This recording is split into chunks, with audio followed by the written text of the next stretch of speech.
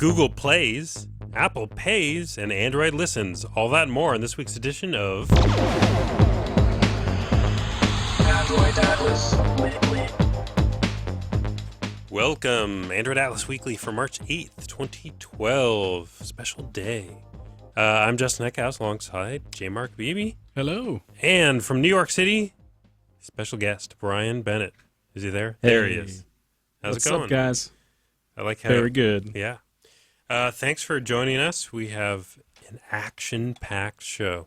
Oh, yeah. Isn't that what you were thinking? That's exactly what I was thinking. We are going to fight to the death, the three of us. That's why people tune into Android Atlas, for the action. Well, there was some interesting news this week, actually. Some interesting, slightly confusing news to me that maybe you guys can help me understand. So, Android market went away or didn't go away or is kind of different, but is now called Google Play. One of you want to walk me through this, what this means? So there's Android market still exists, right?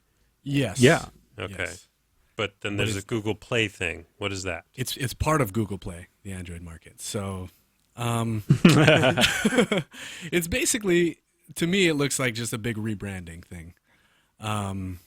So the new Google Play rolls up the sale of apps, music, movies, TV shows, all that stuff, books, all into So one. Android market used to be the place you would go to buy, in addition to apps, which I think everyone knows, movies and music and books, even if you weren't on an Android device?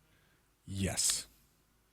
Yeah, I mean, I think you could buy that through the website, through a desktop Chrome browser. But actually, the thing is that, and I understand what you're saying as far as the confusion goes, because from what I understand, it hasn't actually hit many phones yet, right? The new Play app. I haven't seen it yet. Have you guys seen it? I have like the music app, so the music app suddenly said Play. I mean, the market still says market, I believe. Exactly. Yeah, my phone. Yeah, it's called Play Music for me My now. phone still has the market, but I got it on my tablet, on my Samsung Galaxy 10. Yeah.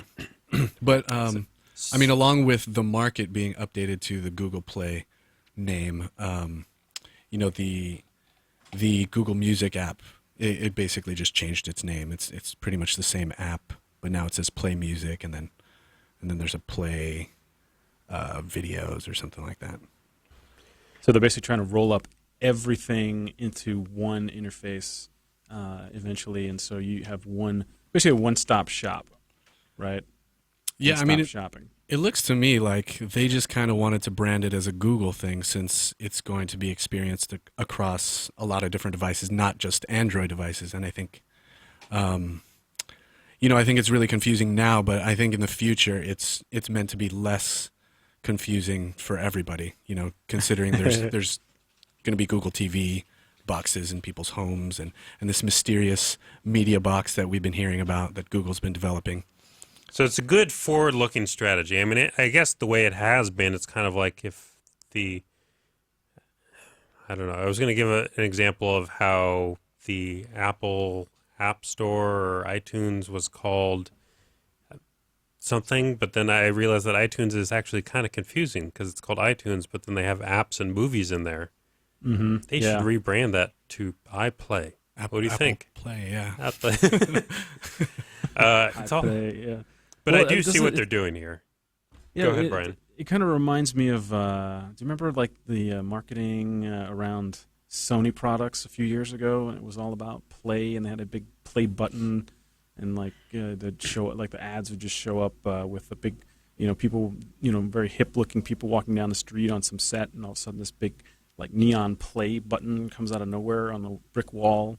It's like kind of like this weird thing where they're trying to consolidate all things fun into one place, so you're tempted to pounce and start spending money, because I think it's all about money, really. It's all about just making you buy and purchase, their goods that they want to sell, and they're going head to head against Amazon and the Apple services and everything. So, hopefully it'll make sense eventually. I think it does. I think it's really going towards, and get your glasses ready to drink here, because this is going to become our drink word, the ecosystem, right? Like it's going towards, like, this isn't just a phone thing, this is a tablet thing, this is a set-top box, a connected TV thing, a refrigerator thing, whatever.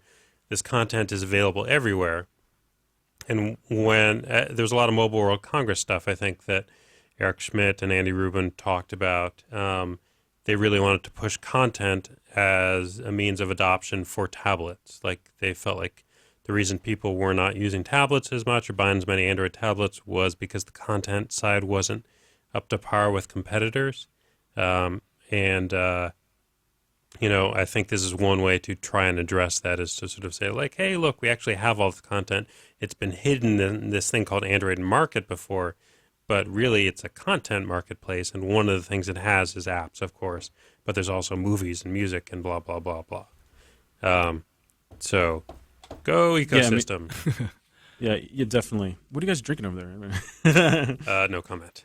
Okay. But the good thing for everybody is that a lot of the apps and movies and books and music are on sale now, just to kind of celebrate their launch. For the first week, I think they're offering an app a day for $0.25, and then their top 25 paid apps are 50 cents each, which is It's a very pretty sweet compelling deal. price right there. People to get in there and start buying stuff. Yeah. And it's not the first time they did that, right? All No. summer they had like the 10-cent apps or something, Yeah. not summer, winter, I don't know. 10-cent Yeah. apps, and they've put music on sale before. It's kind of Google's go-to strategy, is make things cheaper, make things free. Yeah. Well, here's the thing. The problem I have with this. Do you guys, have you ever bought an Android app recently, like, that you really want, that you had to buy, that you couldn't get for free? I bought several during the 10-cent sale. I'm curious, which ones did you buy? Because I haven't actually run into an Android app that I would actually buy. Let's I mean, see. that's a bold statement right there. But No, it's interesting. We had the discussion actually when Antoine was on, because he was like, I was like, who buys that many apps? And he was like, I don't know, I buy like 5 or 6 apps a month. He was buying mainly games. I have bought like SwiftKey. It's a keyboard replacement. That's 50 cents right now. Oh, is it? I think I paid a couple dollars. I bought my podcast client, which is Dog Catcher. And I think I bought a game or two for my son. But it's true, I have not bought that many apps, because maybe this is where you're going. What the Android store has done compared to sort of Apple Store is really pushed apps to do ad-based apps rather than pay apps. So there's usually a sort of a lighter ad-supported alternative to anything. Yeah, I mean, I find that, whenever I set up a new phone, I'm testing phones and I want to kind of get the experience of the phone. I, start porting over my apps, and almost all the apps pretty much all the apps I'm using are all free apps. They're like Google services or just stuff that's for free, like, TweetDeck, some of the Twitter, Facebook stuff, whatever, and maybe, Google Listen, That's one thing I actually am addicted to, and it's failing me. So I'm really upset by that out there. You guys, Google, if you're listening, man, what's up with Google Listen? Yeah, that's been terrible for years, which is why I bought Dog Catcher, because I just couldn't deal with it. It was well worth the $6 to get rid of all the frustration. But point taken. How about content?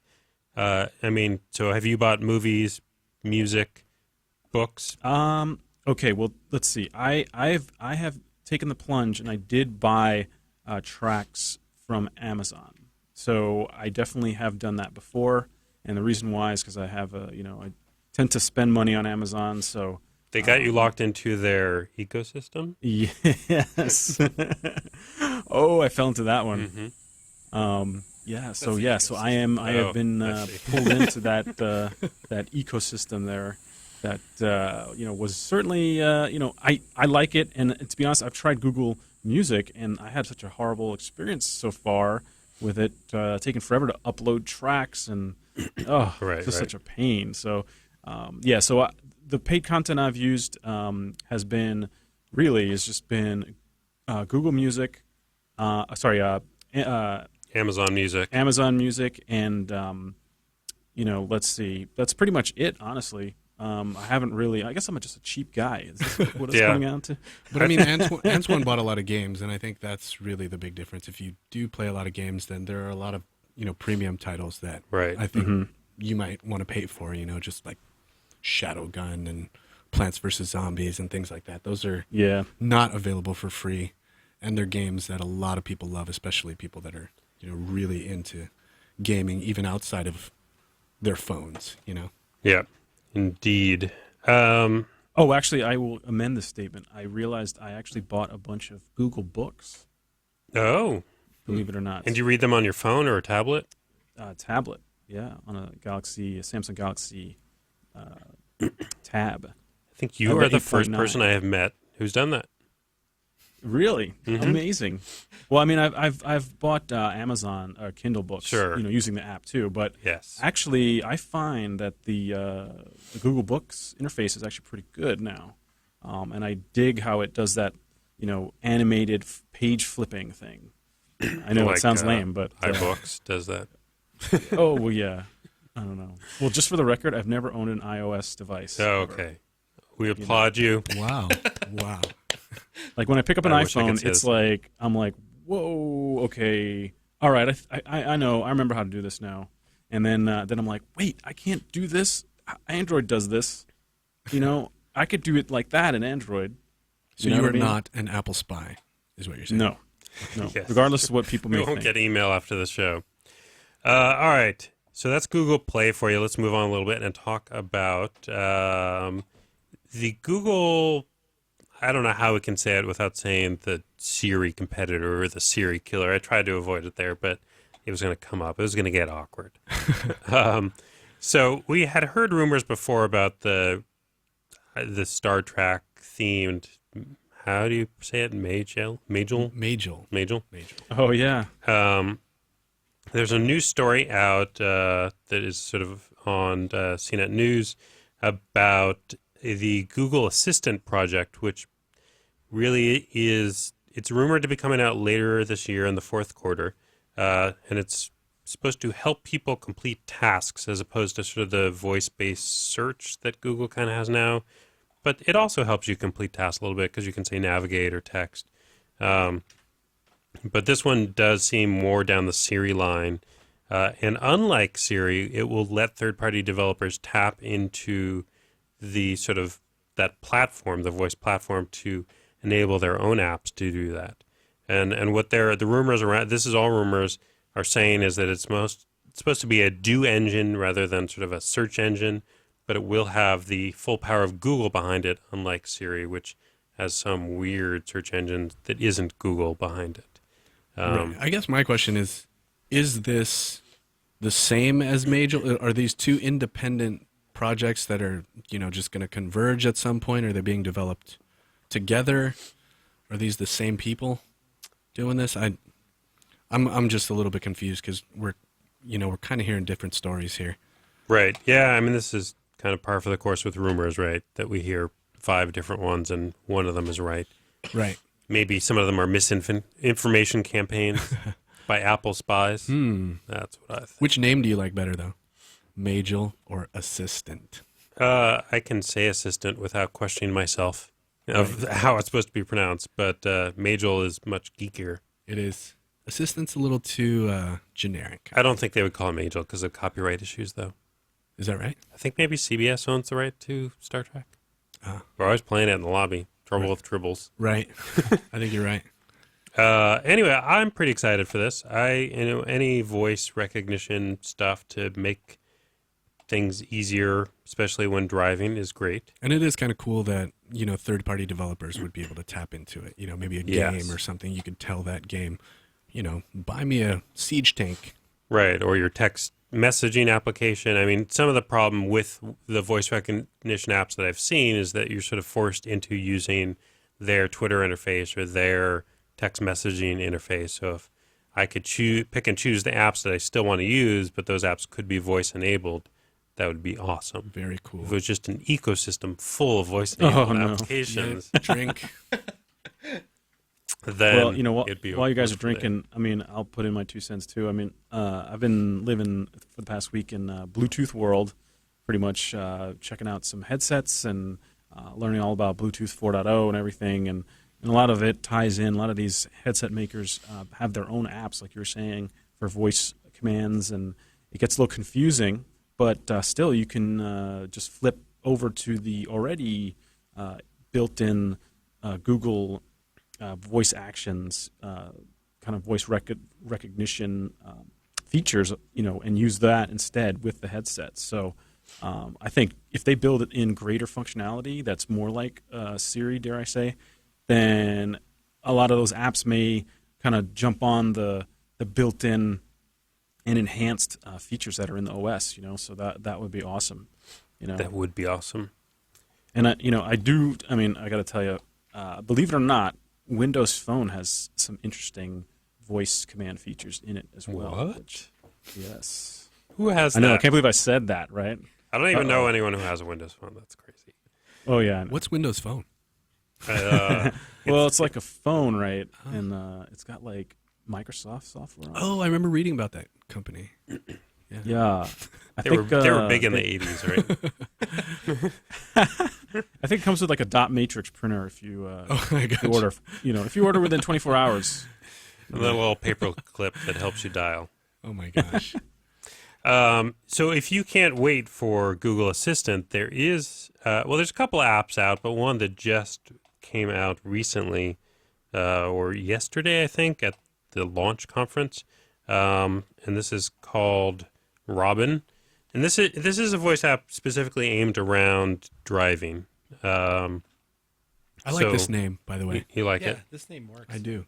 Robin? It's like your Robin to your Batman? I think so. I think that's exactly what they're going for. Very good. But I love it. So we were trying this early on, and I'll try it here. The idea is that it sits there in your passenger seat, and you can theoretically, although we could not get this to work at all, wave your hand over the phone. This is not the phone you're looking for. And it then ask it about the parking situation or to navigate for you or the weather or traffic, and gets this. It gets its traffic information from Twitter. What does that even mean? Like, it just looks for people tweeting about bad traffic, and then it's like, oh.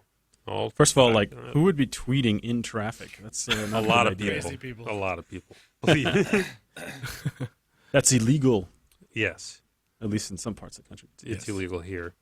So here is Robin, and I'll wave my hand, and we'll see if it talks. Oh, Did it work? I'm not sure I know where we are going. let's try this again. First off, I like her voice Navigate better to than San Siri. Francisco International Airport. Okay, looking for directions from your location to San Francisco International Airport in San Francisco by. Is that right? Yes. I think. Watching navigation. I'll be on standby if standby need me. What? I'm not quite sure. So navigation did work in our test, but the weather would never work. I kept asking what the weather was, and all it would say is, I'm putting it on the screen now, and then it would just remain on the map screen. So it just came out yesterday. Maybe they didn't test very much against Ice Cream Sandwich. The other thing is I cannot, for the life of me, figure out how to quit this application. Like, I go home, and my GPS, like the little thing saying, GPS, continue, go away. That makes for a funny sketch, I think. Maybe that's the deal. Like, it just I know keeps running. I know what exactly is going on here. Yeah? Yes. What's that? Basically, you tried this yesterday, right? Or was it today? Today. Okay, today, it's no coincidence that we're having a cosmic storm of epic proportions. That's Oh. right. And I think that somehow this device has become aware of itself. And it's now going to be reaching out to all your geez. appliances. Next thing you know, your TV is going to start talking to you like this. It's going to be really wild. Skynet. Are you sure you want to be watching The Real Housewives? I'm not so sure that's good for you. Anyway, in theory, it's pretty cool. Maybe wait a month and then download it. Or maybe it works better on non-ice cream sandwich phones. I don't really know. But I'll tell you one thing. I am getting hungry. Yes, Are you getting hungry? I am. A little dessert. Yeah. We've got a dessert-based rumor for everybody. All right. In fact. Hit us.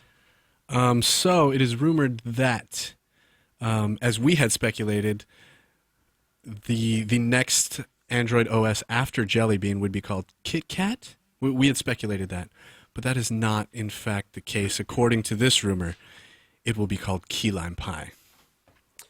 I am a big fan of key lime pie, I'll tell you. I enjoy key lime pie. Yeah. I racked my brains last night trying to think of other K-lettered desserts. And Yeah, nothing. no. I could not come up with anything that was from this country. That was Anyway. Yeah. I mean, yeah, I love jelly beans too. It's so weird that, jelly bean, it hasn't been confirmed, right? Have you heard any confirmation, Brian, about the jelly bean name? No, I don't believe it has been. But I mean, to me that makes absolute sense. Actually, you know what? I think it was confirmed.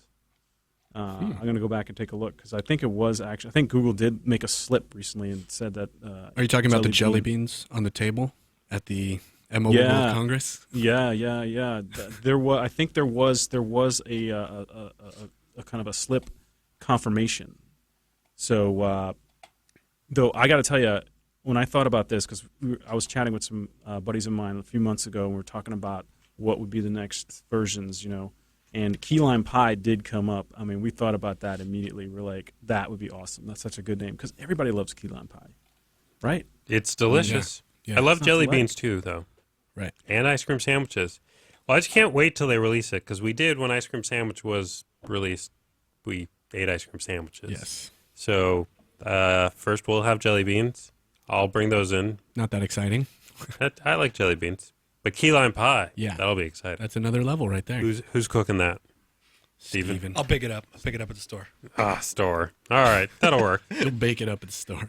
Anyway, you guys think about that. We are going to take a quick break, and we'll be back with some more exciting news about lawsuits and all sorts of stuff, Android related. Stay with us. Android Atlas.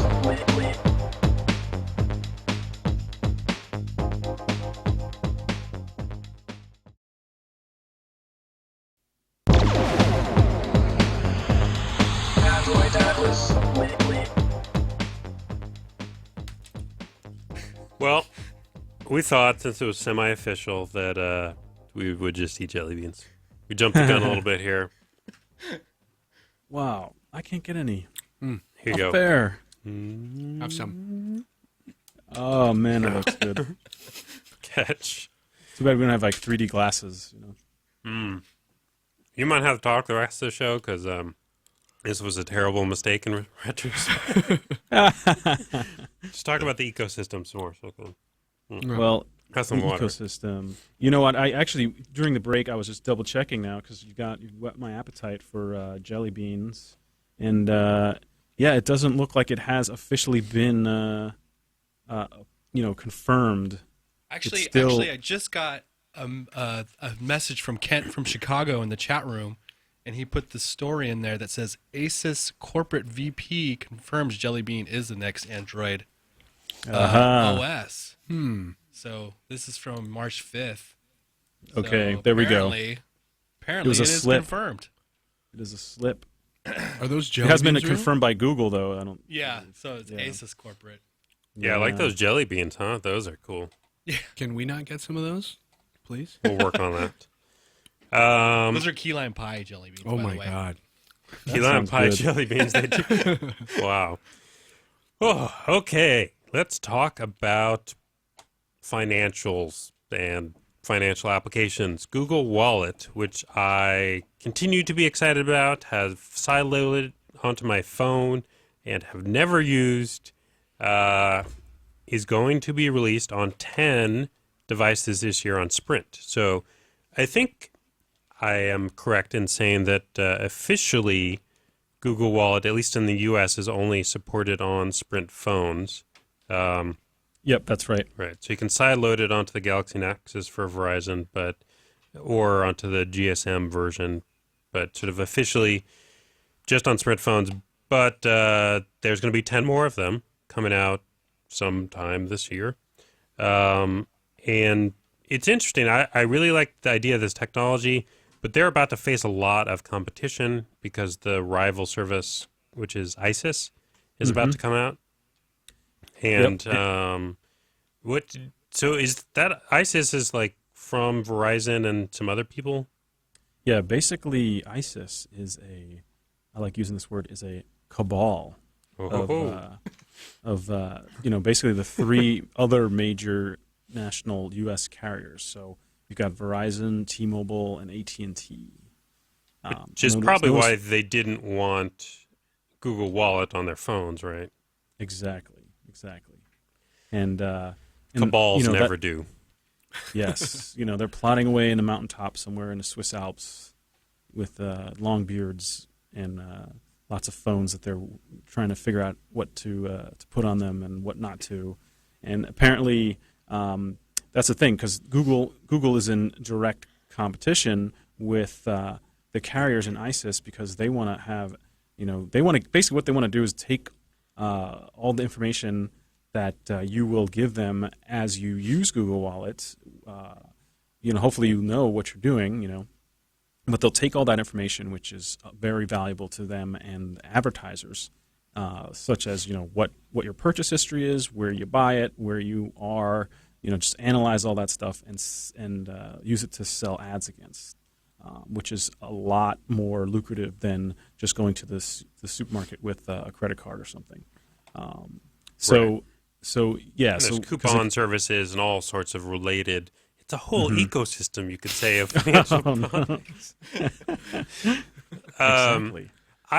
In general, I'm really excited about the idea, and I don't specifically care yet which service I use. I just want a service, but I don't know the details, and I'm all for choice. And I think that if they think ISIS is good, then why don't they just let Google Next out? What the heck am I talking about here? Google Wallet onto Verizon phones and let consumers choose. Build a better product.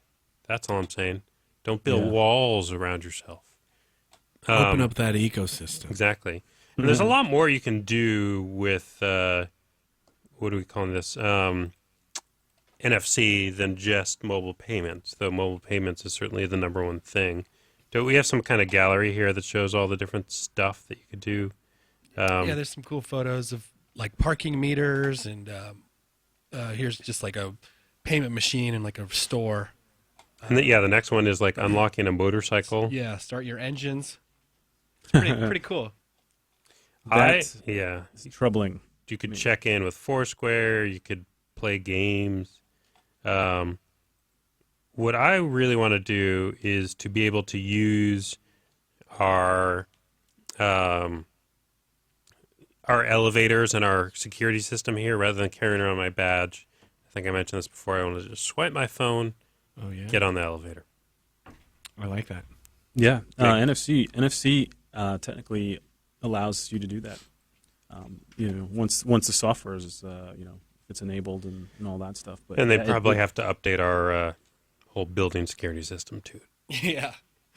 But besides that, I don't even think they would have to, because from what I understand, NFC communicates with RFID, like it's pretty seamless. So. Oh, really? Yeah. So any RFID tag, it should be able to read that as well. Or you could do what I do, which is just slap your ID on the back of your phone and pretend it's NFC, and then you're good to go.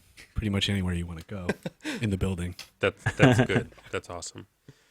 All right. So last story. Wait, do we have one more? We have two more. Two more stories. Don't hang up yet. Don't turn this off. This one's a doozy. Yes.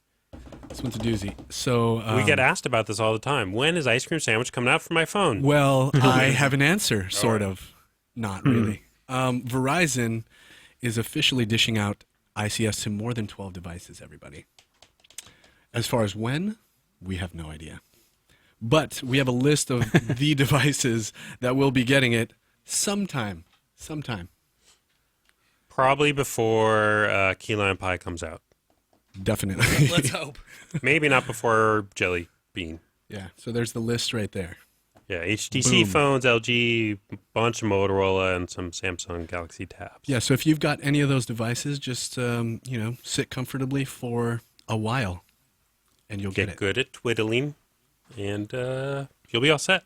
Yeah. You know, guys, I want to make a prediction here. So Oh, see if this, if I got burned on this or not. But I'm thinking that everything's related here, man. Like we've got NFC, we've got Google Wallet coming out, and with Sprint and 10 devices that they want to put Google Wallet on. Then you've got Ice Cream Sandwich coming to 12 devices on Verizon. Verizon is, part of ISIS.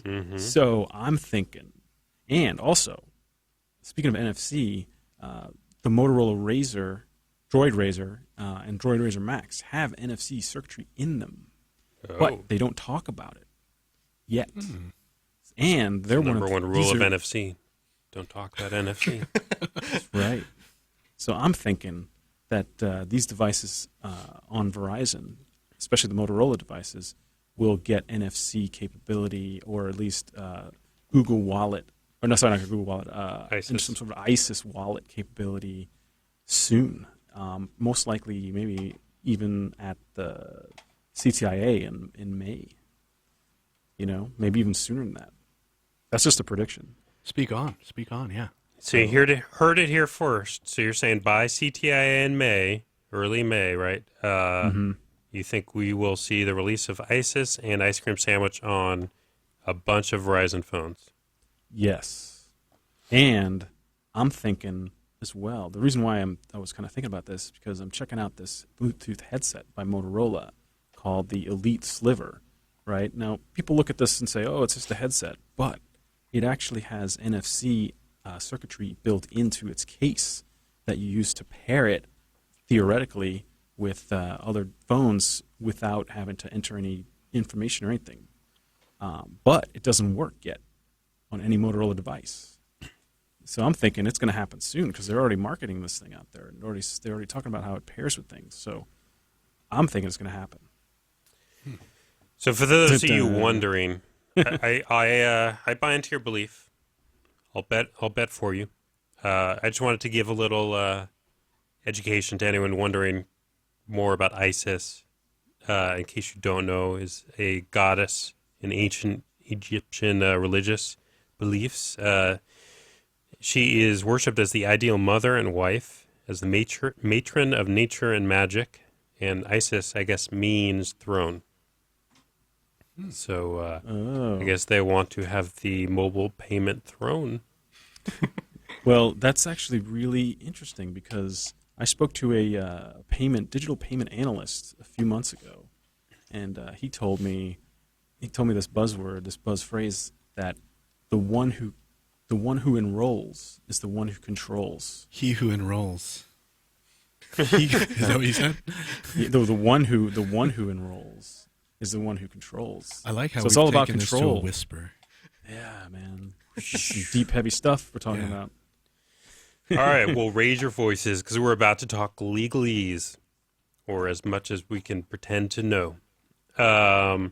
We've had a lot of back and forth about who's paying who, and just to confuse the issue a little bit more, we talked, what is this, like 2 weeks ago maybe, about how Motorola is demanding patent licensing fees from Apple. And Apple had originally said, whoa, that's crazy. That's way too much money. They wanted like 2.5%. But now, according to a Dow Jones news report, Apple has offered Motorola Mobility and Samsung Electronics a deal somewhere between $5 to $15 per device, which apparently is in the 1 to 2.5% range. So giving them about what they want. And so now we're in the situation where we have Apple for every iOS device that they sell paying Google, essentially. And we have, Google or Android manufacturers paying Microsoft for every device they make. And then we have Android maker like HTC paying Apple. It's this bizarre, why don't we can they just all keep their money and just make their devices? And this is insane. fix Well, it. I guess if it's kind of like a weird money waterfall that circles around. It's like a perpetual money machine, right? And do they all get to like- count this as like revenue on their balance sheet, so it actually works out better for all of them? Yeah. Something like Like that. I guess if one company makes a windfall, it just flows all the way around back again. But it makes it worse for us because Oh yeah. And it prices increases- will just be probably driven up. the lawyers win. All right, we are to the app of the week point of the show, and this has been sort of exploding, I think, over the last week. This game called Draw Something. I see nonstop tweets about it. What is this? Yeah, I mean, you know, for a long time, even still today, a lot of people were on the words with friends kind of thing, playing Scrabble against each other, and then for a little while they were hanging with friends, playing Hangman. And now it appears that Draw Something is ready to take the world by storm. Already has, in fact. It's kind of like Pictionary, but on your phone. That's crazy.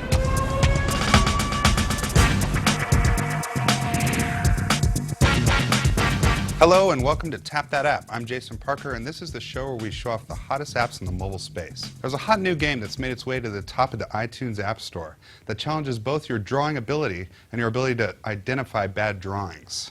It's called Draw Something. And it's very similar to that old board game Pictionary where you would draw for someone and they would have to identify what you were drawing. In Draw Something, there's no time limits on your drawing because it's a turn-based game, kind of like Words with Friends, where you can take your time, draw your picture, and then you send it off, and then your friend who will get the notification will then have their turn to guess your drawing and then draw a picture of their own. To get started, you sign up within the game, or you can sign in through Facebook or Twitter to find friends. Once you have a game set up, a screen comes up asking you to choose an easy, medium, or hard word. So a word like sun would be relatively easy to draw with, just a yellow circle, but then a word like rapture would be much harder to draw, requiring a lot more work. Once you've selected your word, you can start drawing right away, or you can use the included tools like line width, eraser width, and you also have a limited number of colors that are up here in the top, but you can buy more with sets using the coins that you earn within the game. Once you're satisfied with your drawing, you can send it off to your friend, and then your friend gets a chance to figure out what your drawing is, and then draw a picture of his own for you to guess when it comes back your way. Each time you guess a drawing correctly, you're awarded coins based on the difficulty of the word that was chosen. So an easy word would get 1 coin, where a hard word would get 3 coins. You'll want to earn coins too, because you use coins to buy more colors, and you're only given a limited number of colors to start off. This becomes extremely important when you have to draw plants and you have no green. Unfortunately, color packs are pretty expensive, so you're going to have to play a lot of games to earn enough coins to get the green for those plants. The interesting thing about this game is that you're not competing against your friend. The object instead is to go for as many rounds as possible, so it's like a team game. You're working together to try to get past as many drawings as you can. I should note the game is very addictive, and I already have a few games going even though I've only played over the past few days. Draw Something is on sale right now for 99 cents at the iTunes App Store, but may move back to $1.99 soon, so you better grab it while you can. I'm Jason Parker from CNET, and this has been Tap That App. Thanks for watching. And we should mention, even though that's in the iTunes App Store, it's actually available in the Android market as well. In the Google Play Store. The Google Play Android market Play ecosystem store for 99 cents. But there's also a free version. Do you know the difference between the free and the pay? It's ad supported, but Okay. it's pretty easy. Just back out of the ads, and you won't notice them after a while. That's what I do. Then you'll start drawing pictures of like fried chicken or pizzas and stuff, whatever you see subconsciously. Subconsciously. It's like, oh man, I really want to draw a Coke. Well, that looks like a pretty cool game. I will challenge you as soon as we get out of this. Oh, please do. You are. Please. I have Wait, yet to lose. but we play with each other. Yeah, well, we'd be helping each other. All right. I'm confused. Let's go on to email. AndroidAtlas@cnet.com. Hey, Android Atlas, I found your input engine you know and love from way back in the day with your Palm OS trios. Blah, blah, blah. Anyway, he gives a link, which we'll throw in the show notes, for Graffiti Pro, because I was, getting all nostalgic about the old days of my Palm and using Graffiti and how that was awesome. And so there's this app, and I think a free version as well, but this Graffiti Pro is $2.99. It gives you sort of a full Graffiti access, which is the app that has its own sort of alphabet based on the English alphabet, so that it could better understand your writing. Because traditionally, apps that require just sort of natural writing are very poor at understanding how people write. Anyway, cool. Thanks for that. Sorry, I don't have the person's name in here, but thanks. Next one is from Max. I'm sitting here playing the Android game Burning Sands 3. Any chance he makes this game? Why does he have to mention that? On my Asus Prime, while watching your show, and find myself utterly puzzled with your statements that there are lack of tablet apps for Android tablets. All Android apps work on tablets. There are 300,000 tablet apps to choose from. Maybe you need to put down your beloved iPad and spend a little more time researching Android. Max. That's right. All right, Max. Maybe you need to put down your Burning Sands 3 and listen to our show a little better, because I believe what we said was there's very few apps optimized for tablet Android devices, and that those that there are, it's hard to find because it's not really split up very well in the Android Market Play Store. There. God. I like them apps. Thanks for your email. Thanks, Max. The next one is... Call again. Yes. From Dane. We love our viewers and our listeners. Hi, guys. You said you thought there was a difference between tablet and phone graphics, but that's not entirely true. When you make an Android app, you create a high, middle, and a low definition image, so a 10-inch tablet will use the same image as a phone with a high-res screen like the Galaxy Nexus. However, in many cases, you will want to make a separate UI for a tablet, but this is still fairly easy in the UI and is done by click and drag of XML. Keep up the good work. Love the show, Dane. Yeah, I mean, so I think he's correct here from what I have seen from developing an Android app. The point being still, to sort of Max's point and Dane's point, is that really, I think, not from a technical point of view, but from sort of a usability point of view, you really do need to create a separate interface, even if it's just somewhat tweaked, to work well with a tablet versus a phone, because you use a tablet differently. It has different challenges, and it's a different size, and just stretching stuff out or even using higher res images doesn't necessarily solve what you're trying to solve in an elegant way. So, solve it elegantly, people. All right. I'm going to read this last one from our good friend Stephen Colbert. Sure. Not a Stephen Colbert, not the Stephen Colbert. It's like, wow, you guys are really pulling in the celebrities here. You know, we got Larry David, too. Stephen Colbert says, I'm a fan of the Google Play branding, except for the market. I'm going to be calling it the market as long as I use Android, regardless. But that's beside the point. Why, is my question. I was reading an interview from CNET with Jamie Rosenberg where she said Google Play will become a single experience for users. This creates a more powerful experience around Android and also increases opportunities for content partners to interact with more of Google's offerings. Did Google change the privacy policy again, only this time slipping it under a rebranding?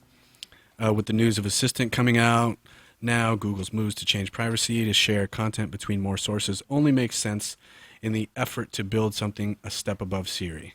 Anyway, it makes sense to me, but I'm also the only place I've heard this from, so I wanted to hear your opinion. Missed having a show this week. Otherwise, keep up the good work. I think He must have wrote that yesterday. Yeah. We're having a show this week, Stephen Colbert. Yeah, And by it the is way. now. Yeah. It's happening right now. And it's over. Almost. Yeah, I mean, I think basically just giving a bunch of opinions here, right? Did they change the privacy policy again? They did. Policy? They did? Well, I mean, no, not... Not as a result of the Google Play rebrand, right? Yeah. But anyway, I don't know. Thanks for the comments. Do you have any specific feedback for him? No, I mean, they did change the privacy policy, just a couple of weeks ago. Right. I'm not sure if Last week, yeah. or last week. I'm not sure if he's aware of that one, but no, since then we haven't heard of any other privacy policy changes. slipped under the rebranding. That'd be sneaky. That'd be evil, maybe. And that might disrupt the ecosystem a little bit. It would. All right, I can hear the ecosystem seeping in. That is our show for today. If you want to read all the latest Android news, you should go to cnet.com/AndroidAtlas. If you'd like to watch us live every week, we are on at Wednesdays at 10 a.m., except for this week. You can email us, androidatlas@cnet.com. Follow us on Twitter, @AndroidAtlas. Follow Jamar, @JamarKhabibi. Follow me, @NotMyRealName. Brian Bennett, tell us all about yourself and where they can find everything that's great about you. Well, you can definitely follow me on Twitter at @BOliverBennett. And that's Bolivar, if you want to call it that. Maybe help you remember. You can also check out reviews at CNET.com and dialed in for our podcast on all things phone and smartphone related. Cool. Well, thanks for being on the show.